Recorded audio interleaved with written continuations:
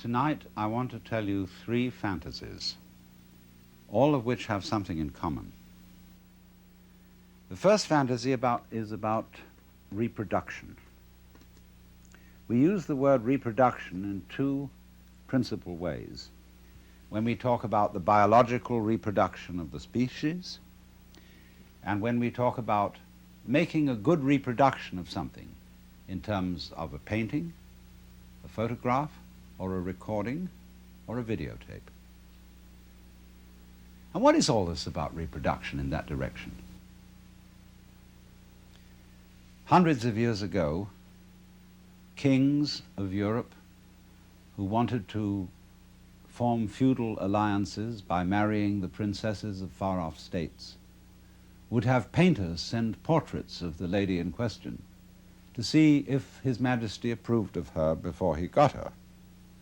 And there's a famous story in which Henry VIII of England was badly cheated in this respect by a too flattering portrait of Anne of Cleves.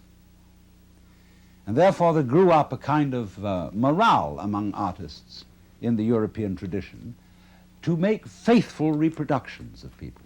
And they perfected their technique, beginning with the marvelous work of the Renaissance painters and the Flemish painters, and going on finally to what was called art officielle in the 19th century. We got what we now call photographic realism. But then they said, isn't there some more scientific way of doing this?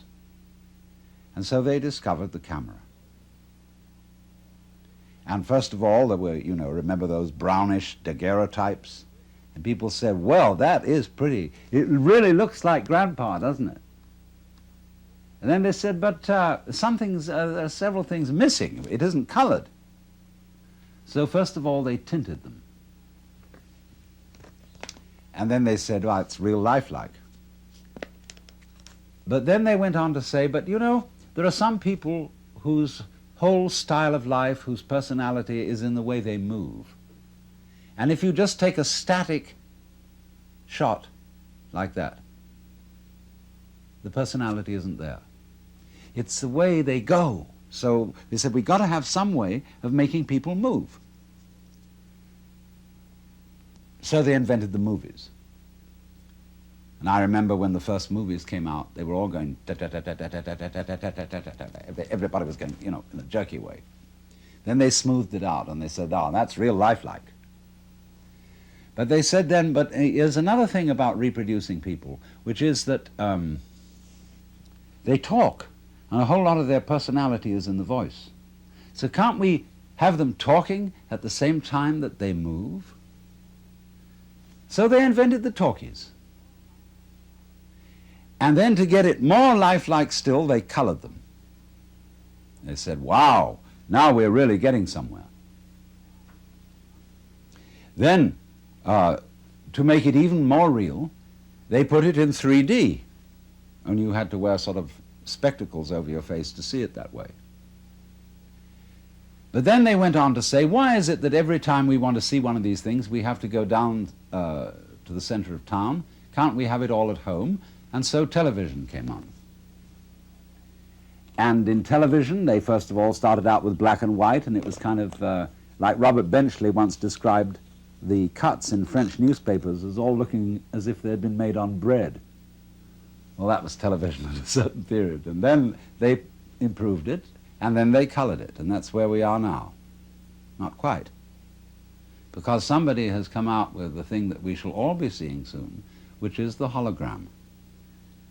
A television image produced by laser beams where you see a three-dimensional figure out in the air in front of you. I say, isn't that marvelous? Whew. And then, but of course, when you go up to it and you put your hand on it, your hand goes right through it. You can't touch it. And you see, that was always the trouble with television. Because you look at whatever you're seeing behind a screen. It's intangible, it doesn't smell, and it won't relate to you. So these are further problems to be solved in the techniques of electronic reproduction, and they'll do it. They'll first of all manage a way in which the electronic emission sources can solidify and make the air vibrate so that you go up and you'll touch the figure and you won't be able to push your hand through it because the air will be going faster than your hand. Imagine that. You can actually, if there's a beautiful dancer on the television, you'll be able to go up and embrace her. But she won't know you're there. And she won't respond to you. And you'll say, well, that's not very lifelike. Just as they once said, if the photograph doesn't move, it's not very lifelike. If it doesn't talk, it's not very lifelike. They'll next say, if the reproduction in 3 dimensions solid doesn't respond, it's not very lifelike. So they'll have to figure out a technique for doing that. What will they do? Well, I tell you. Sitting in your home, where you're watching the scene on a kind of stage now, not on a screen, there'll be a TV camera observing you. And that TV camera will report back everything you do into a computer. And the computer will so manage each bit of information, that's to say, each tiny little granule unit of information going into the image that you're looking at, that it will immediately decide what is the appropriate response to the approach that you are making to the image. Won't that be crazy? You know, she may slap you in the face and she may kiss you. You never know. But then you say, no, this is still not really the kind of reproduction we wanted. What we wanted when we looked at this scene is to be able to identify with one of the characters. We wanted to not just watch the drama that's being performed on the stage in front of us, but actually get into it. And so we want to be wired in with electrodes on the brain so that we will actually feel the emotions of the people acting on the stage. And so eventually we will get absolutely perfect reproduction. And we will be able to see that image so vividly that we shall become it. And so the question arises, could that be where we are already? Are we a reproduction which over the centuries of evolution has worked out to be a replica of something else that was going on, and we are where we always were? Now the next fantasy concerns the idea that every living being thinks it's human.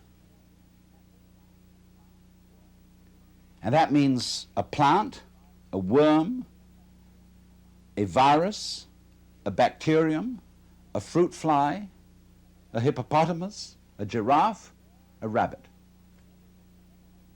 That all these beings, wherever they feel out from, as we feel out from our bodies, feel that they're in the middle. That is to say, wherever you look, you turn your head around, and you feel you're in the middle of the world. You feel you're the center. And a rabbit or a fruit fly feels that it is a center. And it has around it a company of associates who look like it.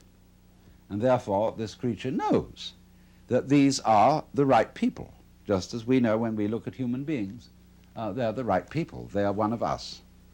Only, of course, we have to make distinctions because you never really know that you are you and that you are really in the right place unless you can contrast yourself with some other people who are, after all, not quite in the right place, and some other people who are very much in the wrong place.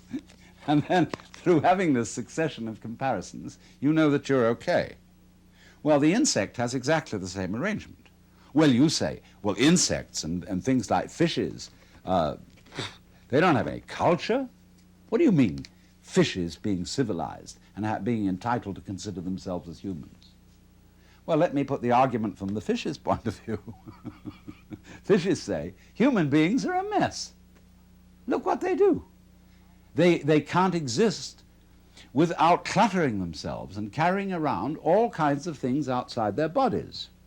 They have to have houses and automobiles and books, and records and television and hi-fi equipment and stuff, endless stuff, and they litter the earth with rubbish. So think of a dolphin. He isn't really a fish because a dolphin's a mammal, but a dolphin's point of view towards the human race. Dolphins spend most of their time playing. They don't work because the grocery is right there in the ocean, whatever they need. And so a dolphin will catch up with a seagoing liner, and it'll get on the wake of the liner and put its tail at an exact angle of 26 degrees.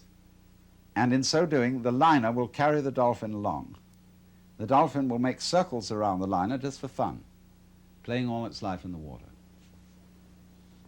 And we know that a dolphin's brain is as big, if not bigger than ours, that it's incredibly intelligent, that it has a language which we can't decipher.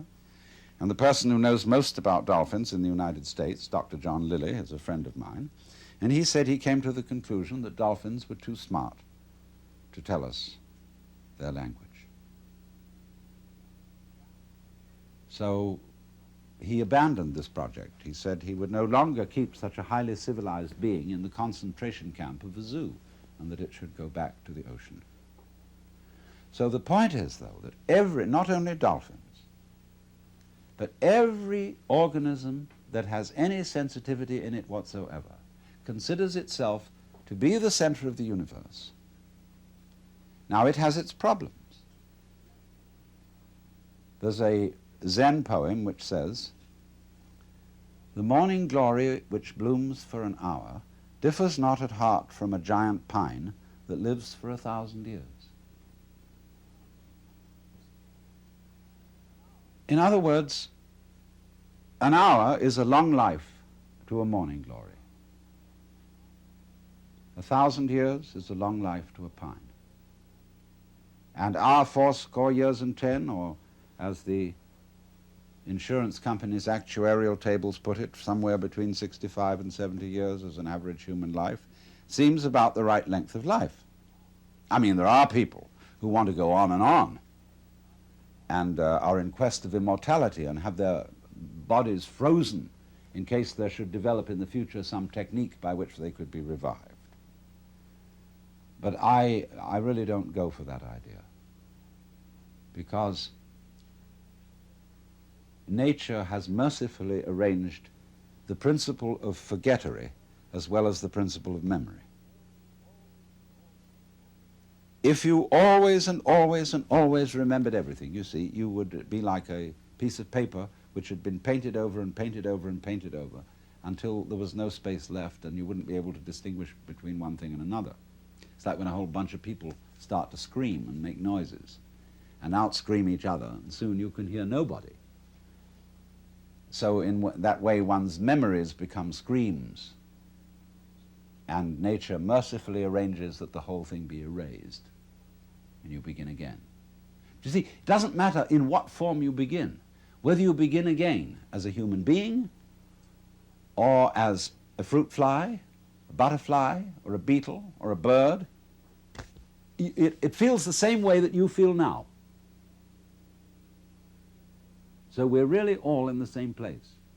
And we all have above us things much higher than ourselves.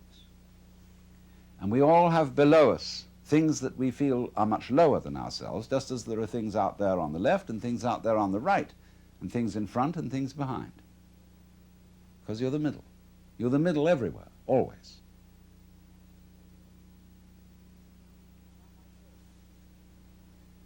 Now my third fantasy. Nobody has, it seems to me, really seriously asked the question, how do stars begin? Why?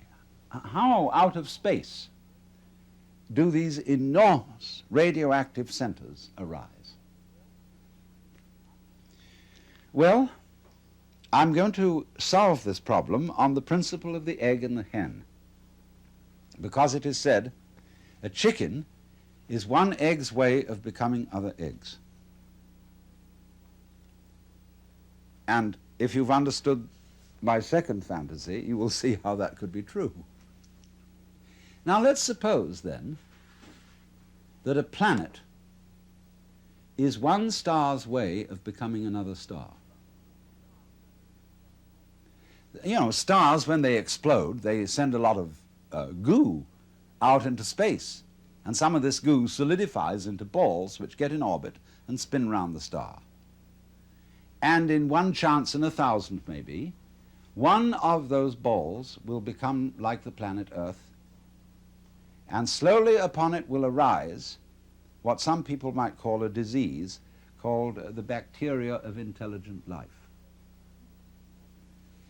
And they have a notion, these things that we call alive, that they ought to go on. They, you know, have a fixed idea in their heads that they should keep on doing whatever it is they're doing, and they should always be doing it better. So they divide themselves into different species, and these species compete with each other in order to, as it were, flex their muscles and get better and better at whatever it is they are. And they go on doing this until one species really establishes itself as top species in the particular area on the particular planet, as we human beings, Homo sapiens, have established ourselves as top species on Earth, whatever top means. Well then, when we have a little leisure and don't have to spend all our time finding food to put into our mouths, we start asking questions. And we look around at each other and everything and say, what is this? I mean, what's going on here? Well, some people say, that's a stupid question to ask. Why don't you just go on doing your work? Go hunting, go farming, go doing your business. They say, no, there are higher things. And so they create a special class of people who are in India called Brahmins, among us, philosophers, scientists, theologians, thinkers. And they go into this question, and they're allowed to stop farming, to stop hunting, to stop mining, to stop scrubbing floors, and to go to very special places called universities, where they can sit around and think about what is going on. Well, they think about this. First of all, they do what they call philosophy, which is they try to say what it means, what does the word be? What does the word exist mean? What do we mean when we say we're here? Well, they find they can't discuss that very far because the word stops meaning anything. It sort of becomes a noise. They say, no, we're not really getting to the point. What we've got to do is, instead of thinking all the time and just theorizing and talking words about what's going on, we've got to investigate it experimentally. We've somehow got to look into this stuff that we call reality, the material world, and find out what it is. So they start chopping it up. See? They go into flowers and they chop up the seeds and they look into the middle of the seeds. They find something there and then they have to get a magnifying glass and look in on that and get smaller and smaller and smaller. And they reason they must eventually come to some particle called an atom.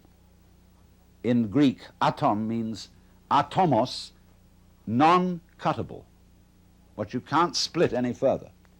So they come down to the atomos, that than which there is no whicher, they thought. But then they found they could split that atom. They could find the electron, the positron, the meson, etc., etc., etc., forever.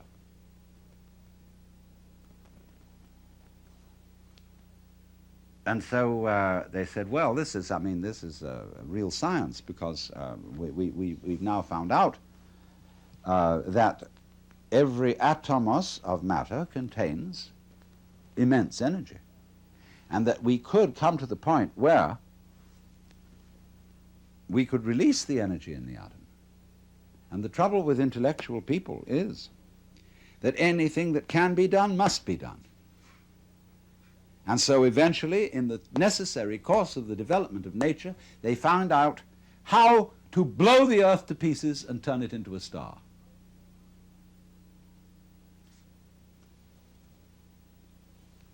So that may be, you see, how stars originate. They have planets, like chickens have eggs, and the eggs burst and turn into chickens.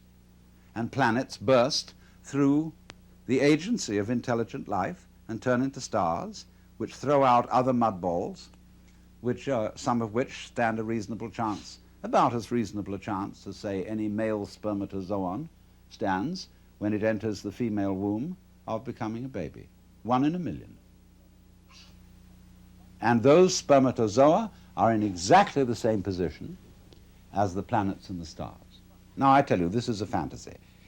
But you may ask me, isn't it a rather unpleasant fantasy? Aren't things going the wrong way, the wrong direction? In other words, if the whole point of life, I mean, this tender biological substance with all its tubes and filaments and nerves, which is so very sensitive, if all this is to end up in fire, into an absolute blaze of light, don't we say, oh, what a shame? Is that the way it ends?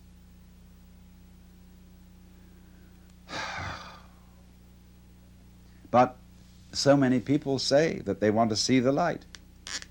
They want to be enlightened. They want to dissolve into the light of God.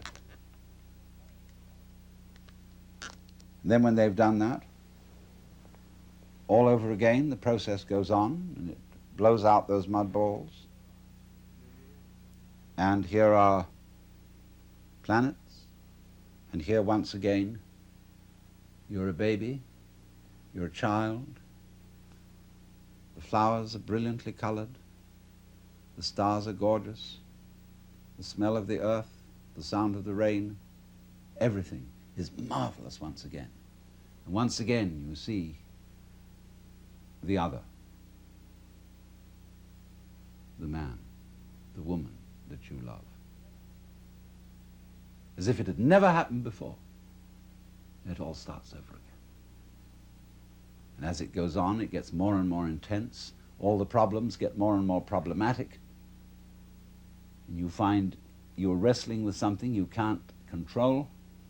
You've got to control it, but you absolutely can't control it, like all the problems of the world at the present time. The whole scene is completely out of hand.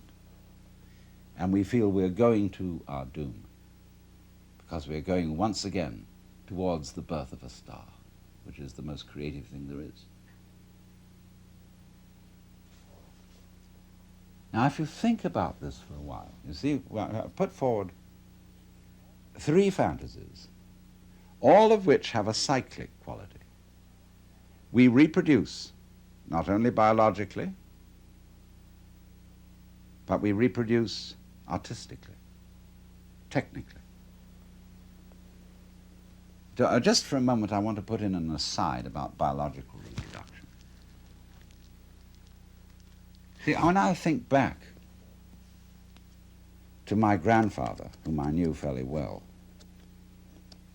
he was, when I was a little boy, he was something extraordinarily impressive. He looked like King Edward VII. He was a very, very elegant man with a little goatee beard. He didn't have sideburns like this, and he had shorter hair, but he was a very elegant fellow, dressed beautifully. And I thought, you know, he was the very image of God. And now here I am, the same age as he was when I first knew him. And I have 5 grandchildren. And I'm sort of no longer impressed by grandfathers. I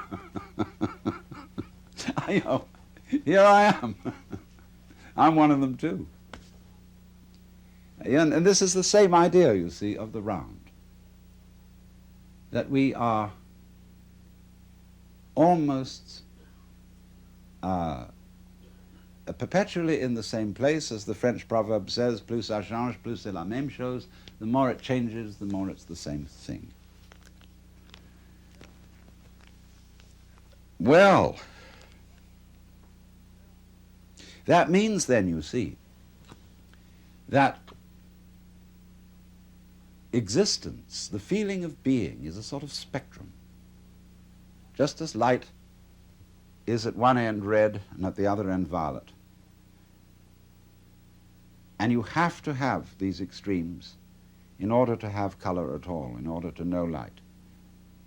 So you see, likewise, we have to have the experience that there is somebody else, something else going on altogether out of our control, in order to have the experience of being me. And so in order to feel good, to feel that well, life is worthwhile, that existence is worth going on with, in order to bring out that feeling, just as the red brings out the violet, there has to be in the back of our minds, maybe very far away, the comprehension that there is something that could happen that absolutely mustn't happen, that is the horrors, that is the screaming mimes at the end of the line. We have to know that's there. And every so often that has to happen. Because if there isn't the experience that we go through called the screaming mimes at the end of the line, where everything has gone wrong, like just before he died, the British novelist Arnold Bennett said, "I feel somehow that everything is absolutely wrong." You know? So the possibility, even the imagination that there could be such an experience in the back of our heads, is the background which gives intensity to the sense that we call feeling good, feeling that it's all right. It's all right now, I'm only bleeding. So, if you understand that, you see that really and truly you're always in the same place. Just as every creature thinks it's a human being. And as just every being turns out to be a reproduction by some interesting technology, whether it's electronic or biological, makes very little difference. And just as it may be, I don't know, planets are stars' ways of becoming other stars, and so on, and so on, and so on. But the moral is, you're always in the same place. And what is that place?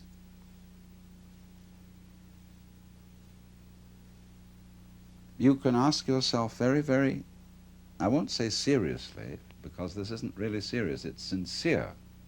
Ask yourself very sincerely, if that is so, if, in other words, the place in which you are now is the place where everything and everybody else really is, only there's an arrangement to pretend that you ought to be somewhere else. So the place where you are is the place where you're always pretending you ought to be somewhere else. And this is the nature of life. This is the pulse. I ought to be somewhere else. So it's a kind of a gazum like that, see? When if you discover that that's the trick that you're playing on yourself, you become serene. And you don't entirely give up the game because you've seen through it. But you say, it really might be fun to go on playing.